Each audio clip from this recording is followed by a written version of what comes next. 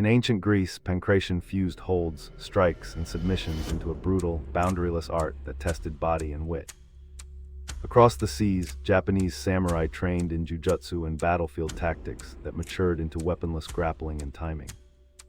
Legends speak of wrestlers who escaped crucifixion by slipping from holds, shaping modern escapes and counters. These core ideas echo in today's cross-discipline world, where athletes blend grappling, striking, and strategy, mirroring ancient schools. The episode invites viewers to see how the philosophy of discipline, courage, and respect threads from antiquity into the octagon.